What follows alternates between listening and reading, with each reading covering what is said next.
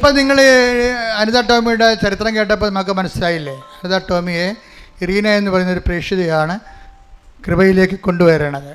പക്ഷേ അതിനേക്കാൾ വരി നമുക്ക് ചിന്തിക്കാനുള്ളത്, അവരെ സൈക്കാട്രിസ്റ്റ് അവരെ സൈക്കാട്രിലോട്ട് വിട്ടതാണ്, ഡിപ്രഷനാണെന്നും പറഞ്ഞുകൊണ്ട്.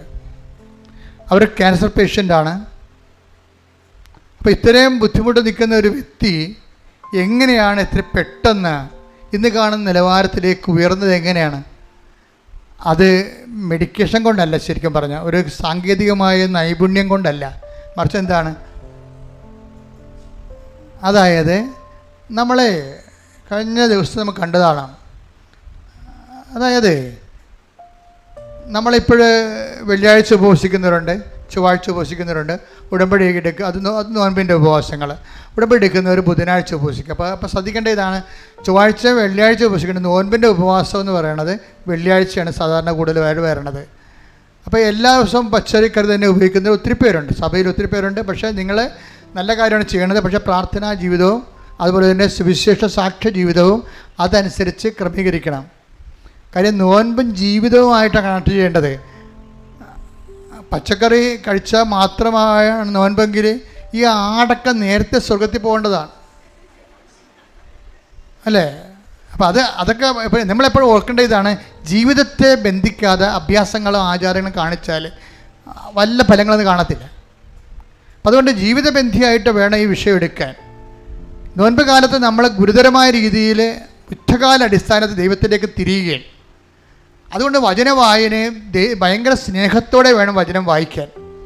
നിങ്ങൾ വചനം വായിക്കണ പലരും സാങ്കേതികമായിട്ടാണ് വായിക്കണത്. ഇപ്പം ഞാനൊക്കെ വായിക്കുമ്പോൾ കണ്ണ് നിറയും. അത് ഇന്ന സമയമൊന്നുമില്ല, സമയം പരിശുദ്ധാത്മാവ് തോന്നിക്കണ എല്ലാ സമയത്തും ഞാൻ വചനം വായിക്കുമ്പോൾ തന്നെ കയ്യിലെടുക്കുമ്പോൾ തന്നെ നമുക്കൊരു വൈബ്രേഷൻ ഉണ്ടാകും. വചനം എന്നുകൊണ്ട് അത്ര അനോയിൻറ്റിൽ എഴുതിയിരിക്കുന്ന സംഭവമാണ്. നിങ്ങളെ സാധാരണ പുസ്തകം എടുക്കണ പോലെ ബൈബിൾ എടുക്കുമ്പോഴാണ് ഈ കുഴപ്പമുണ്ടാകുന്നത്. എന്നിട്ട് ചരിത്രം വായിക്കുന്ന പോലെ വായിക്കും, അതല്ല സംഭവം. ഈ വചനം തന്നെ, ആദ്യം വചനമുണ്ടായിരുന്നു, വചനം ദൈവത്തോടെയായിരുന്നു, വചനം ദൈവമായിരുന്നു. അപ്പോൾ ദൈവത്തെ നമ്മൾ കയ്യിലെടുക്കുകയാണ് അക്ഷരരൂപത്തിൽ. അത് വായിച്ച് ശബ്ദം കൊടുക്കുമ്പോൾ ദൈവം നമ്മോട് സംസാരിക്കുകയാണ് എന്നുള്ള ബോധ്യത്തിൽ നമ്മൾ കൃത്യമായിട്ടാണ് വചനം വായിക്കണമെങ്കിൽ നിങ്ങൾ വചനം എടുക്കുമ്പോൾ തന്നെ വായിക്കരുത്. ഉടമ്പടിയിൽ അരമണിക്കൂർ വചനവാനയില്ലേ, അരമണിക്കൂർ വചനം അപ്പം തന്നെ എടുക്കുമ്പോൾ തന്നെ വചനം വായിക്കരുത്. എടുത്തിട്ട് 5 മിനിറ്റ് അല്ലെങ്കിൽ 2 മിനിറ്റ് വെറുതെ ഇരിക്കണം, മൗനമായിട്ടിരിക്കണം. എന്താണ്, കർത്താവ് എന്നോട് സംസാരിക്കാൻ പോവുകയാണെന്നുള്ള ഒരു ഒരുക്കം, മാനസിക ഒരുക്കം ഉണ്ടാകണം. കർത്താവ് എന്നോട് ഇപ്പോൾ സംസാരിക്കും. എന്നിട്ട് വേണം നിങ്ങൾ ഇത് വായിക്കാൻ.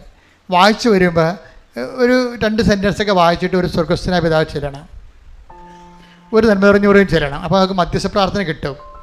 എന്നിട്ട് പിന്നെയും വായിക്കണം, പിന്നെ ഒരു സ്വർഗ്ഗസ്ഥനായി ചെല്ലണം, ഒരു നന്മ നിറഞ്ഞവരെയും ചെല്ലണം. കാരണം ഈ സ്വർഗ്ഗസ്ഥനായ പിതാവ് നന്മ നിറഞ്ഞു പറയുക എന്ന് വെച്ചാൽ ഇട്ടിപ്പെട്ട് പ്രാർത്ഥനയാണ്, മുഴുവൻ വചനമാണ്. അതിലൊന്നും ഒന്നും തിരിയാനൊന്നുമില്ല.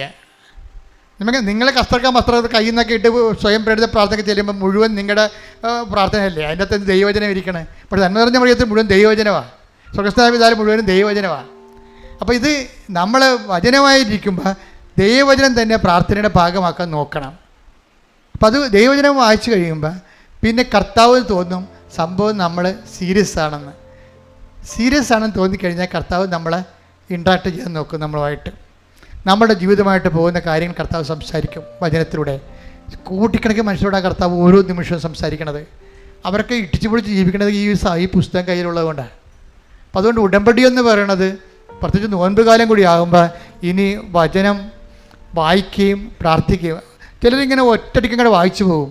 ഒറ്റയടിക്ക് വായിക്കണതിന് കുഴപ്പമില്ല, പക്ഷേ അഭിഷേകം ഉണ്ടെന്ന് ഉറപ്പ് വരുത്തണം. വചനം വായിക്കാൻ തുടങ്ങുമ്പോൾ തന്നെ നമ്മുടെ മനസ്സൊക്കെ ഇങ്ങനെ സന്തോഷം കൊണ്ട് ഇങ്ങനെ നിറയും, രൂപങ്ങളൊക്കെ ഇങ്ങനെ എഴുന്നു നിൽക്കും, കണ്ണൊക്കെ ഇങ്ങനെ നിറഞ്ഞു വരും, ദൈവസ്നേഹം ഇങ്ങനെ എടുത്ത് തുളുമ്പും. അങ്ങനെ ഒരു ടീച്ചറാണെങ്കിൽ കണ്ടിന്യൂ ആയിട്ട് വായിക്കാൻ പറ്റും, അത് തീരണ വരെ വായിക്കാൻ പറ്റും. അങ്ങനെ ഇല്ലെന്നുണ്ടെങ്കിൽ 2 മിനിറ്റ് വായിക്കുക, ഒരു സ്വർഗ്ഗസ്ഥനായ പിതാവ് ചെല്ലുക, ഒരു നന്മ നിറഞ്ഞവൻ ചെല്ലുക, പിന്നെ 2 മിനിറ്റ് വായിക്കുക. അങ്ങനെ വായിച്ച് പോകുമ്പോൾ എപ്പോഴാണ് നമുക്ക് നിർത്താൻ തോന്നുന്നത് അപ്പോൾ നിർത്തിയിട്ട് പോവുക. അല്ലെങ്കിൽ അരമണിക്കൂർ വായിക്കണമെന്നുണ്ട്, ഭാഷ നോക്കി സമയം വായിച്ച്, ആ ഭാഷ നോക്കി സമയം വായിച്ച്, അങ്ങനെ ദൈവത്തിന് കൈയും കാലും കഴിച്ച് ഭീഷണിപ്പെടുത്തരുത്. അതല്ല, അതൊരു വായിക്കുന്ന ഒരു സമയത്ത് 5 മിനിറ്റ് വായിച്ച് ശ്രദ്ധയോടെ വായിച്ച് സ്നേഹത്തോടെ വായിച്ചു ഓവർ. പിന്നെ നമുക്ക് സമയം കിട്ടുമ്പോൾ ഒന്നും പോയി വായിക്കണം. നിങ്ങൾക്ക് അനോയിൻറ്റിങ് ഫീൽ ഉണ്ടെങ്കിൽ മാത്രമേ കണ്ടിന്യൂ ചെയ്യാവൂ. അല്ലെങ്കിൽ നിങ്ങൾ സാങ്കേതിക വായനക്കാരായി പോകും. നിങ്ങൾക്ക് ഫീൽ ചെയ്യുന്നുണ്ടോ, ഓക്കെ ഞാൻ കർത്താവിൻ്റെ കൂടെയാണ്, കർത്താവിനോട് സംസാരിക്കുന്നുണ്ട്, ഞാൻ കർത്താവിനെ കേട്ടുകൊണ്ടിരിക്കുകയാണ് എന്നൊക്കെ തോന്നുകയാണെങ്കിൽ you can continue the reading. അല്ലെങ്കിൽ നിങ്ങളത് സ്റ്റോപ്പ് ചെയ്തിട്ട് നിങ്ങൾ നിങ്ങളുടെ ജോലിക്ക് പോവുക, എന്നിട്ട് ബാക്കിയുള്ളത് പിന്നെ ഒന്ന് ചെയ്യുക, അങ്ങനെ ചെയ്യുക. പക്ഷേ എന്നാൽ ഈ ടച്ച്, വചനത്തോട് ടച്ച് ചെയ്ത് നിൽക്കണം. ഇതെന്താ സംഭവം എന്നറിയാമോ?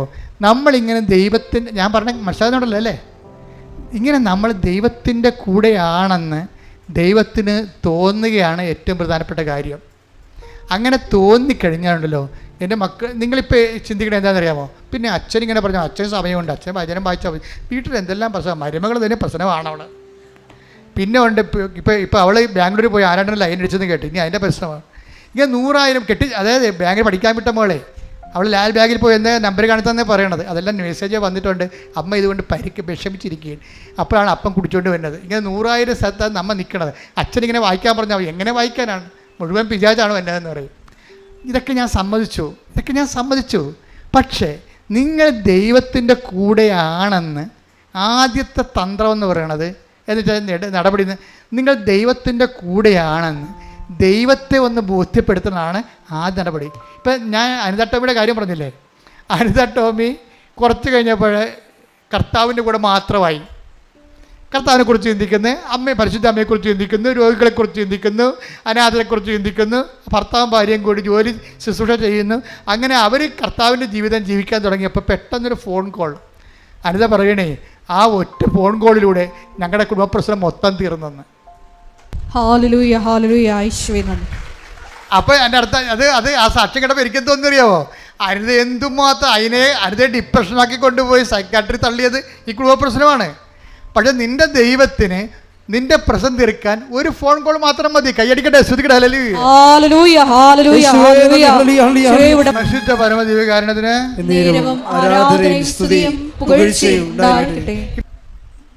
ഐസയ 43:2 എന്താണ്? നീ അഗ്നിയിലൂടെ നടക്കും. പറഞ്ഞേ, നീ അഗ്നിയിലൂടെ നടക്കും, അഗ്നി നിന്നെ വിഴുങ്ങുകയില്ല. ആ ദൈവം പറയണതാണ്, വിഴുങ്ങണ്ടെന്ന് പറയും. നമ്മൾ പ്രശ്നങ്ങളെ നമ്മളെ വിഴുങ്ങി. ഇപ്പോൾ യോഹന്നാനെ തിമിംഗലം വിഴുങ്ങിയില്ലേ? എന്നിട്ട് അത് ദഹിച്ചില്ലല്ല. യോഹന്നാനെ തിമിംഗലം വിഴുങ്ങി. കഴിഞ്ഞ സെപ്റ്റംബർ മാസത്തിൽ ഞാൻ താമസിച്ചത്, ഇസ്രയേലിൽ ധ്യാനിപ്പിക്കാൻ പോയപ്പോൾ താമസിച്ചത് ഈ കടലിൻ്റെ അരികിലാണ്. ഒരു മുകളിൽ ഒരു കുന്നിൻ്റെ മുകളിൽ കടലിൻ്റെ മുകളിൽ ഒരു കുന്ന്, കടലിൻ്റെ അരികിൽ. അപ്പോൾ അവിടെ ഒരു ജോപ്പ നഗരത്തിലാണ് താമസിച്ചത്. അപ്പോൾ അവിടെ നിന്നിട്ട് അവിടുത്തെ അച്ഛൻ പറഞ്ഞു, ദേ ആ കാണുന്ന തീരമില്ല, ജനലക്കിടന്ന് ജനലും താഴെയിട്ട് കടലിൻ്റെ അരികിലേക്ക് അത് നോക്കുമ്പോൾ അവിടെയാണ് ജോന കൊണ്ടുവന്ന് തിമിംഗലം കൊണ്ടുവന്ന് ജോനാനെ കക്കിയിട്ടിരിക്കുന്ന സ്ഥലമാണെന്ന് പറഞ്ഞു എന്നോട്. അപ്പോൾ ഞാൻ കുറേ നേരം നോക്കി, പിറ്റേ ദിവസവും നോക്കി, ഇങ്ങോട്ട് പോരണവർ നോക്കോണ്ട് നിന്ന്. എന്നുവെച്ചാൽ അത്രയ്ക്ക് ഭയങ്കര സുന്ദരമാണ്. നമ്മൾ കർത്താവ് വലിയ വലിയ കാര്യങ്ങൾ ചെയ്ത സ്ഥലത്ത് പോണതേ വലിയൊരു ഭാഗ്യമാണ് ശരിക്കും. അപ്പോൾ അവിടെ ചെന്നപ്പോൾ ഇപ്പം ഞാനെപ്പോഴും ഓർക്കുകയെ, ഈ തിമിംഗലം വിഴുങ്ങിയത് സത്യമാണ്, പക്ഷേ ദഹിക്കാൻ കർത്താവ് അനുവദിച്ചില്ല. അതാണ് വിഷയം. അത് തന്നെയാണ് ഈ ഐസയ പറയണത്. നീ അഗ്നിയിലൂടെ നടക്കും, പക്ഷെ അഗ്നി നിന്നെ ദഹിപ്പിക്കാൻ ഞാൻ അനുവദിക്കത്തില്ല. കർത്താവ് ആദ്യം ചെയ്യണ വിഷയം എന്താണെന്ന് അറിയുമോ? നീ ഉടമ്പടിയിലോട്ട് വന്നു കഴിയുമ്പോൾ കർത്താവ് ചെയ്യണത് എന്താണ്? നിന്നെ പൊള്ളലേൽപ്പിക്കാത്ത രീതി, തീ കത്തിക്കൊണ്ടിരിക്കും പക്ഷേ പൊള്ളലേൽപ്പിക്കുക. ദാനിയേലും അങ്ങനെയാണ്. ദാനിയേലിനെ കൊണ്ട് ഈ ക്രിസ്തുമക്കുഴിയിലൊക്കെ ഇട്ടതല്ലേ. അതുപോലെ തന്നെ ബെൽത്താസർ രാജാവിന്, അതുപോലെ തന്നെ ഇവരെ കൊണ്ടുപോയി തീക്കുണ്ടത്തിൽ ഇട്ടതല്ലേ. ആ സമയത്തൊക്കെ തീ കത്തും പക്ഷേ പൊള്ളലേക്കത്തില്ല. ദൈവം എപ്പോഴും ചെയ്യേണ്ടത് മഹാസംഭവങ്ങളാണ്. ഇപ്പോൾ ഈ അനിത ടോമിയുടെ കാര്യം തന്നെ എടുത്ത് 2 മുഴ കാണും. ആ മുഴക്ക് ക്യാൻസർ ഇല്ല. കാണാത്തൊരു മുഴയുണ്ട്, അതിൻ്റെ അടിയിലാണ്, അത് കാണാൻ പറ്റില്ല, അതിന് ക്യാൻസറുണ്ട്. കണ്ട മുഴക്ക് ക്യാൻസർ ഇല്ല. കാണാത്ത മുഴ അവളെ അറിയിക്കാതെ കർത്താവ് കൊണ്ടുനടന്ന് ക്യാൻസറായിട്ട്. എന്നിട്ട് സമയം കിട്ടിയപ്പോൾ അവൾ കർത്താവിലേക്ക് തിരിഞ്ഞു വന്ന സമയത്ത് എന്ത് ചെയ്ത്, അത് ബയോപ്സി ചെയ്ത് കഴിഞ്ഞപ്പോൾ ആണ് നമ്മൾ അറിയണത് നെഗറ്റീവാണെന്ന്. പക്ഷേ ഇവൾ പറയണത് എന്ത് വിഷയം, അത് പോസിറ്റീവാണെന്ന്. ഇവളെന്താ പറയണമെന്ന് അറിയാമോ? ഇവളെ അപകടത്തിലാണെന്ന് എനിക്ക് മനസ്സിലായത്. ഇങ്ങനെ ഇത് FNAC ചെയ്തപ്പോഴേ ഇത് പോസിറ്റീവാണ്, ക്യാൻസർ ഉണ്ടെന്ന് പറഞ്ഞപ്പോഴേ ഇതിന് FNACക്ക് ടെസ്റ്റ് കൊടുത്ത് വിട്ടില്ലേ. അപ്പോൾ എല്ലാവരും വന്നിട്ട് FNAC ടെസ്റ്റ് കഴിഞ്ഞാൽ എന്നെ കണ്ടിട്ട് പറയും, അച്ഛാ FNACക്ക് പോയിട്ടുണ്ട്, ബയോപ്സിക്ക് പോയിട്ടുണ്ട്, അച്ഛാ പ്രാർത്ഥിക്കണമെന്നൊക്കെ പറഞ്ഞിട്ട് കരയും. ഇവർക്ക് ഈ കരച്ചിൽ പോലും വരണില്ല. എന്താ കാരണം എന്നറിയാമോ? ഇവൾ മടുത്തു, ചാകണേയും ചാകട്ടെന്ന രീതിയിലാക്കിപ്പോയി. പിടിവിട്ടേ, ആളിൻ്റെ ജീവിതം പിടിവിട്ട് പോയി. പ്രാർത്ഥിക്കാൻ പോലും തോന്നത്തില്ല. ഇപ്പം നമ്മളെ കൈയും കാലും ഇപ്പം മുങ്ങിപ്പോണ ആൾ കൈയും കാലോട്ട് അടിക്കണ്ടേ, ആ മുങ്ങട്ടെ ചാകണേ എവിടെയെങ്കിലും പോയി അടിയട്ടെ, മനസ്സിടിഞ്ഞു പോയി. അതാണ് ഡിപ്രഷൻ എന്ന് പറയണത്. അങ്ങനെ നമ്മളെക്കൊണ്ട് തന്നെ നമ്മളെ രക്ഷിക്കാനുള്ള എല്ലാ ഇച്ഛാശക്തിയും കെട്ട് കഴിയുമ്പോഴും ദൈവം എന്താ പറയണത്? നിനക്ക് തന്നെ നിന്നെ വേണ്ടെങ്കിലും എനിക്ക് നിന്നെ വേണമെന്ന്. കൈയടിച്ച് സ്തുതിക്കട്ടെ. ഹല്ലേലൂയ, ഹല്ലേലൂയ, ഹല്ലേലൂയ, ഹല്ലേലൂയ. പരിശുദ്ധ പരമദിവ്യകാരുണ്യത്തിന് നേരവും ആരാധനയും സ്തുതിയും പുകഴ്ചയും ഉണ്ടായിരിക്കട്ടെ. അപ്പോൾ എപ്പോഴും നമ്മൾ ശ്രദ്ധിക്കുക, ദൈവവിശ്വാസം എന്ന് പറയണത് ഒരു ഭയങ്കര ദൈവാനുഗ്രഹം തന്നെയാണ്. കാര്യം ഇപ്പം നിനക്ക് കടമാണ്. വീട്ടിലാണെങ്കിലും നമുക്കറിയാമല്ലോ, കടം വന്നു കഴിയുമ്പോൾ മക്കളും ഭാര്യയും എല്ലാം ഈ അപ്പന്മാരെ ഒറ്റപ്പെടുത്തും. അപ്പോൾ അപ്പന്മാർക്ക് തോന്നും വല്ല പാഠം എഴുതി പോയാൽ മതിയായിരുന്നു. അപ്പോൾ അമ്മയും മക്കളും ഒരു പാഠം പഠിക്കുമല്ല. എന്താ പ്രശ്നം എന്ന് വെച്ച് കഴിഞ്ഞാൽ അതൊക്കെ നീ അറിയണം. ഇപ്പോൾ നിനക്ക് ഇപ്പോൾ പൈസ കിട്ടണില്ല, നിനക്ക് കടമാണെന്ന് പറയുമ്പോൾ പിള്ളേർക്ക് എക്സ്കർഷന് പോകണമെങ്കിൽ സമയത്ത് പൈസ ചോദിച്ചാൽ കൊടുത്തില്ലെങ്കിൽ, നമ്മൾ 1000 എക്സ്കർഷന് പിള്ളേർക്ക് പൈസ കൊടുത്തിട്ടുണ്ട്. അവസാനത്തെ എക്സ്കർഷന് പൈസ കൊടുത്തില്ലെങ്കിൽ ഈ പെരിച്ചാഴ് അപ്പനല്ല എന്ന് പറയും. അത്രേ ഉള്ളൂ മക്കളെന്നൊക്കെ പറയണത്. നിങ്ങളെ മക്കളെ വളർത്തി പഠിക്കുന്നതോട് ഞാൻ പറഞ്ഞു തരികയാണ്, ഞാൻ പല മക്കളെ കണ്ടിട്ടുണ്ട്. അപ്പം നിങ്ങൾ ആനയാണ് പാലാണ് തേനാണെന്നൊക്കെ പറഞ്ഞുകൊണ്ട് ഇവർ ദൈവത്തെ പോലും പറഞ്ഞുകൊണ്ട് ഇവർക്ക് വേണ്ടി ജീവിക്കുകയും. പക്ഷെ നിങ്ങൾക്ക് എന്തെങ്കിലും സംഭവിച്ചു, നമ്മുടെ ജീവിതത്തിന് കാശിൻ്റെ കാര്യത്തിൽ എന്തെങ്കിലും സംഭവിച്ചു കഴിഞ്ഞാൽ അന്ന് ഈ ബന്ധങ്ങളെല്ലാം ഗോവിന്ദ. അതാണ് വിഷയം. അപ്പം അതുകൊണ്ട് തന്നെ ആദ്യമേ തന്നെ നിങ്ങൾ ജാമ്യം എടുക്കണം, എനിക്ക് നല്ലത്. അതുകൊണ്ടാണ് ദൈവം പറയണത്, കർത്താവ് ചോദിക്കില്ലേ, നിൻ്റെ ഭർത്താവിനേക്കാളും നിൻ്റെ ഭാര്യയെക്കാളും മക്കളെക്കാളും എന്നെ സ്നേഹിക്കുന്നുവോ എന്ന് ദൈവം ചോദിക്കുന്നുണ്ടെങ്കിൽ അങ്ങനെ സ്നേഹിക്കാൻ വേണ്ടി മാത്രം അവൻ പോന്നവനാണ്. കൈയടിച്ച് ശ്രദ്ധിക്കട്ടെ. ഹല്ലേലൂയ, ഹല്ലേലൂയ, ഹല്ലേലൂയ, ഹല്ലേലൂയ.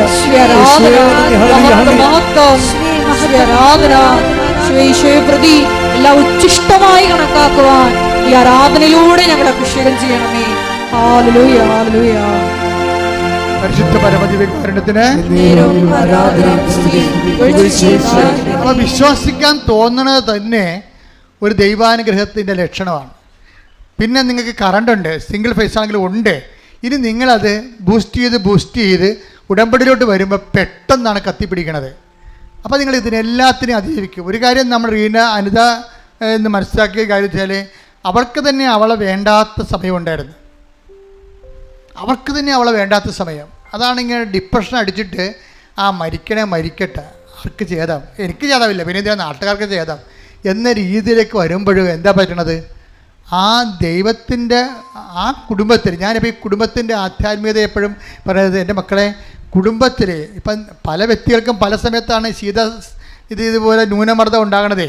ന്യൂനമർദ്ദമാണല്ല നമുക്ക്, അതായത് നമ്മുടെ പവറെല്ലാം വേറെ സ്ഥലത്തേക്ക് പോവുകയും നമ്മൾ നിസ്സഹായമായി നിൽക്കുകയും ചെയ്യുമ്പോൾ മരണബോധം വന്ന് വലിച്ച് ഇവിടെ നമ്മൾ കയറി വരും. അങ്ങനെ വരുമ്പോഴാണ് നമുക്ക് ആത്മഹത്യനൊക്കെ തോന്നുന്നത്. പക്ഷെ ഒരു കാര്യമുണ്ട്, നമ്മൾക്ക് ഒരു കൃപ നമ്മുടെ കുടുംബത്തിലുണ്ടെങ്കിൽ ഇപ്പം ആചാരമൊക്കെ നടത്താം, പള്ളിയിൽ പോകാം, കുർബാനയ്ക്കുള്ള പാട് നടത്താം. ഇപ്പം ഞാൻ ചില സമയത്ത് ഓർക്കുവേ, ഈ കുർബാനയ്ക്കുള്ള പാട്, പ്രത്യേകിച്ച് ലത്തിങ്കാരുടെ ഇടയിലുള്ള കുർബാനയ്ക്കുള്ള പാട് ഒരു 1-1.5 കുർബാനയ്ക്കുള്ള പാടാണ്. അതിനേക്കാൾ നല്ല കല്യാണം കഴിക്കണം എന്ന് തോന്നണം. എന്താ പ്രശ്നം വെച്ച് കഴിഞ്ഞാൽ ഒരു കല്യാണ വീട് പോലെയാണ്. പണ്ട് ഇത്രയും പ്രശ്നങ്ങളില്ലായിരുന്നു. പണ്ട് കുർബാനയ്ക്കുള്ള പാടിന് തലയോട്ടപ്പനും വരുന്നു, പള്ളിയിൽ കൊണ്ടുപോകുന്നു, തിരിച്ചു വരുന്നു, തീർന്നു, ഒരു കാപ്പി കൂടി കൊണ്ട് ചാപ്റ്റർ ക്ലോസ് ചെയ്യും. ഇന്നിപ്പോൾ 2.5 ലക്ഷം രൂപയൊക്കെ കടവാണ്. ഈശോ വന്നതിൻ്റെ പേരിൽ ഇവരെല്ലാം പിശാചുക്കളായിട്ട് മാറും. ഈശോ ആ കുടുംബത്തിൽ വന്നതിൻ്റെ പേരിൽ മാത്രം അമ്മയും അപ്പനും എല്ലാം പിശാചുക്കളായിട്ട് മാറും. ആ 2-3 ആഴ്ച ആ വീട്ടിലെ അവസ്ഥ കാണണം നിങ്ങൾ. മനഃപൂർവ്വം അറിഞ്ഞുകൊണ്ട് ദൈവത്തെ ചതിക്കണതാണിത്. ഇങ്ങനെ കുർബാനയ്ക്കുള്ള പാട് നടത്തി പാപികളായ പണ്ടാരങ്ങൾ കുറേ എണ്ണം ഉണ്ട് സഭയിൽ. അപ്പോൾ ഇങ്ങനെ നിങ്ങളിതെല്ലാം കണ്ടിട്ട് ഓരോ സംഭവങ്ങൾ കഴിയുമ്പോൾ ഇവർ വിശുദ്ധരാണെന്നോ ദൈവത്തിന് അടുപ്പമുണ്ടെന്നോ ഒന്നും അർത്ഥമില്ല. ഓരോ ആചാരങ്ങളും അർത്ഥമറിയാതെ ആചരിച്ച് അനാചാരങ്ങളാക്കിയിട്ട് ആത്മഹത്യ ചെയ്യാണ് ആൾക്കാർ ചെയ്യണത്. യഥാർത്ഥത്തിലുള്ള അരൂപിയിലാണ് ഇതൊക്കെ ചെയ്യണമെന്നുണ്ടെങ്കിൽ ഒരു പ്രൊട്ടക്ഷൻ കിട്ടും, നമുക്ക് ഒരു സംരക്ഷണം കിട്ടും ദൈവത്തിൻ്റെ. ഇപ്പം അനിത ടോമിയെ ദൈവം സംരക്ഷിച്ചില്ലേ? അവൾക്ക് പോലും അവളെ വേണ്ടാത്ത സമയമായില്ല. അവൾക്ക് പോലും അവളെ വേണ്ട, അവൾക്ക് ഡിപ്രഷനാണ്. അപ്പോൾ അവൾ പറയണത് ചാകട്ടെ, ഒരു മരുന്നും വേണ്ട എന്ന് പറയുമ്പോഴാണ് മനസ്സിൽ തോന്നും, ആരെങ്കിലും ഈശോനോട് ബന്ധമുള്ള ആരോടെങ്കിലും ഒന്ന് സംസാരിച്ചാൽ കൊള്ളാമായിരുന്നു. അപ്പോഴേ എന്താണ്, മാതാവ് കൊണ്ടുവന്ന് റീനയെ കൊടുക്കുകയാണ്. ഇതാണ് നീ പറഞ്ഞ ആൾ. അത് തന്നെ. റീന അച്ഛനുമല്ല കന്യാസ്ത്രീയുമല്ല, ഒരു വീട്ടമ്മയാണ്. പക്ഷെ എന്താണ്, പവേഡാണ്. ആൾ പവേഡാണ്.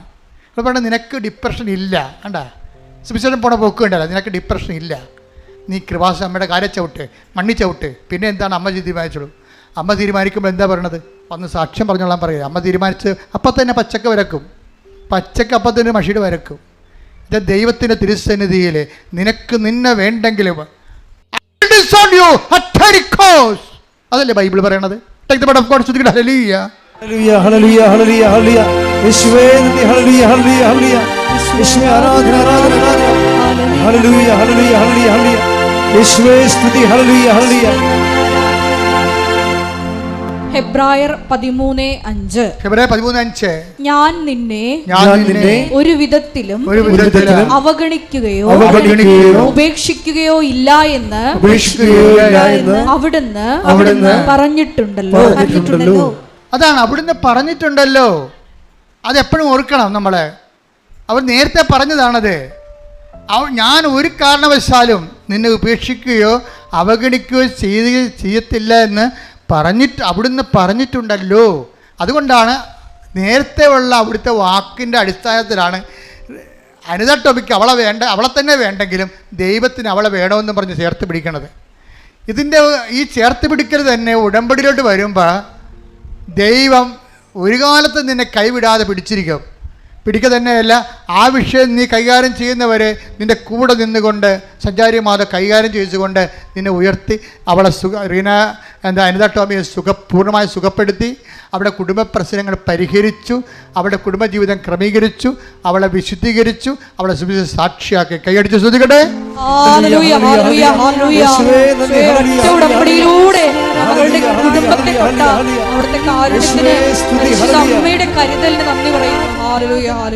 പരിശുദ്ധ പരമദിവ്യകാരുണ്യത്തിന് ആരാധനയും സ്തുതിയും പുകഴ്ചയും ഉണ്ടായിരിക്കട്ടെ. പരിശുദ്ധ പരമദിവ്യകാരുണ്യത്തിന് ആരാധനയും സ്തുതിയും പുകഴ്ചയും ഉണ്ടായിരിക്കട്ടെ. പരിശുദ്ധ പരമദിവ്യകാരുണ്യത്തിന് ആരാധനയും സ്തുതിയും പുകഴ്ചയും ഉണ്ടായിരിക്കട്ടെ. ഈ ആരാധനയൊക്കെ പറയുന്ന സന്ദേശങ്ങളെല്ലാം പിന്നീട് സാക്ഷ്യമായിട്ട് വരുന്നുണ്ട്. ഇന്നലെയും ഒരു സാക്ഷ്യം വന്നിരുന്നു. ആരാധനയിൽ നൽകിയ സന്ദേശമാണ്.